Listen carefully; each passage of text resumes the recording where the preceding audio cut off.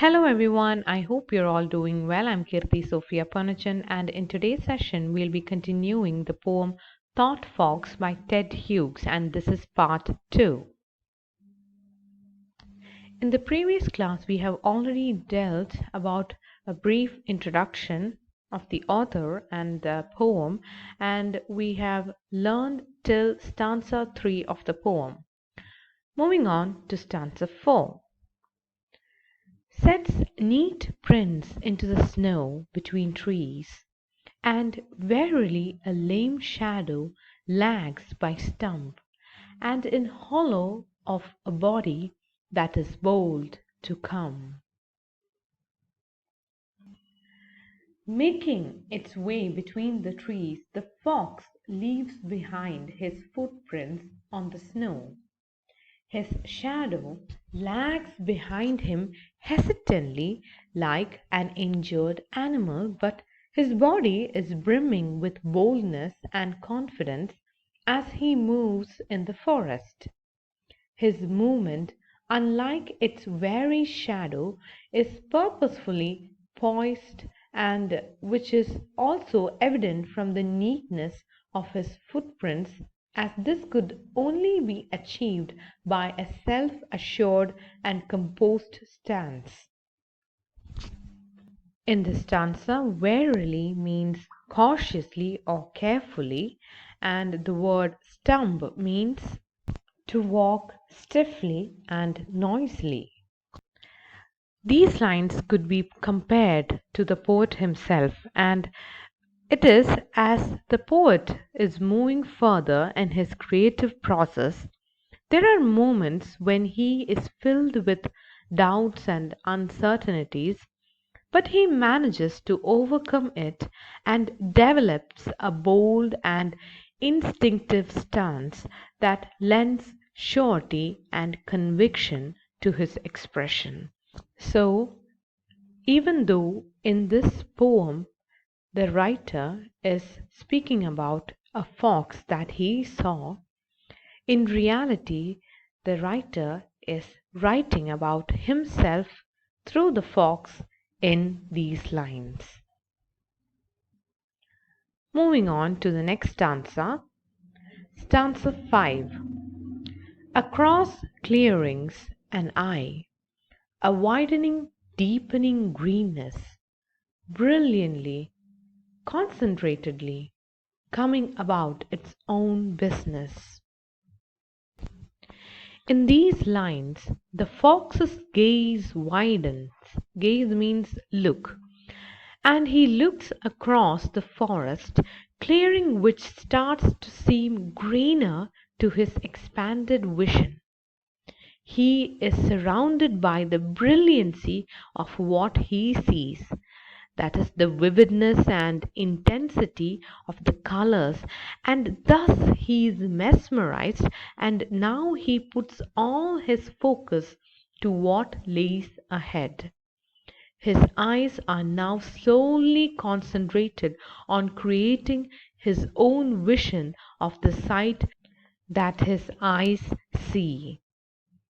So through these lines the poet is revealing the side of the poet, that is, this is a part of the creative process when the poet puts into his own words what he witnesses around him and lends it the originality of thought and perception. Finally, discovering the thought that shall illuminate his words, the poet is now ready for the next step in the process. So here the poet is revealing how a creative person, that may be a poet or a creative writer, whoever it is, who is trying to create something on his or her own, they have to overcome many things to get to the ultimate result. That is, ultimately, if a poet wants to write a poem, he or she has to overcome a lot of things. And through this poem, Ted Hughes is trying to reveal the inner thoughts and emotions and crises that a poet has to face before he creates something. And by using a fox, he means here the poet is trying to reveal the inner problems or inner struggles of a poet. Moving on to the last lines, stanza 6. Till, with a sudden sharp hot stink of fox, it enters the dark hole of the head. The window is starless still, the clock ticks, the page is printed.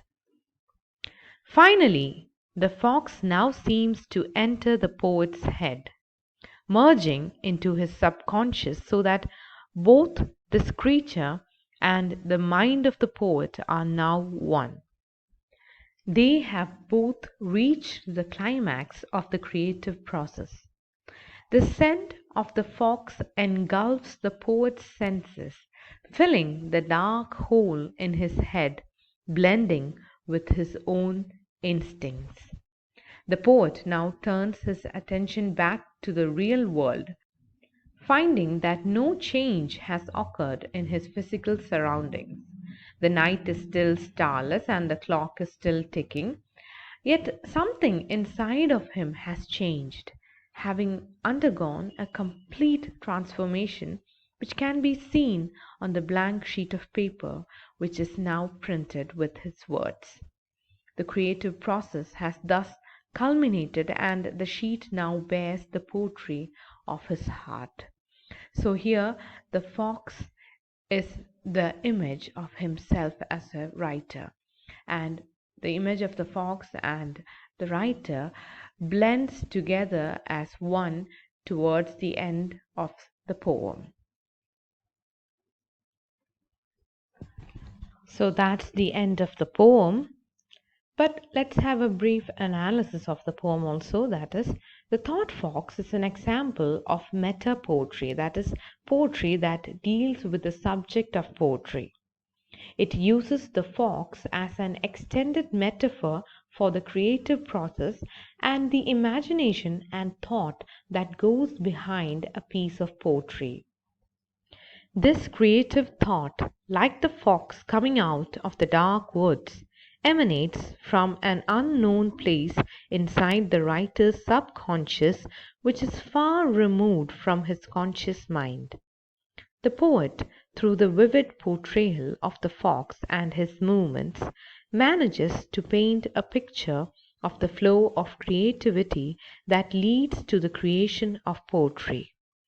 Through his treatment of the fox, he brings to life the power of poetry and the way in which the written word can bring an entirely new world to life. Creativity, inspiration, and imagination are the central themes of this poem, which are depicted through the mysterious, unpredictable, yet careful movements of the fox. The poet also shows that patience and concentration, combined with instinct, are the prerequisites for bringing a poem to existence. Writing requires focus and stillness akin to the fox who is on the lookout for his prey. Like him, the writer has to single-mindedly focus on his task, doing away with all other distractions of his surroundings. Also, just as the prey is not in control of the fox, so is the mysterious force of the creative inspiration that arises out of the poet's unconscious and is beyond the control of his conscious mind. The poem Thought Fox is composed of 24 lines and it is divided into 6 quatrains. It is free flowing without any particular rhyme scheme and is written in the blank verse. The tone is pensive and has a tinge of loneliness. The structure is somewhat circular as the poem ends with the same image of the clock, the starless sky as seen from the window, and the sheet of paper with which it began. So that's all for today. I hope today's session was fruitful for you all. See you again in the next class. Bye bye.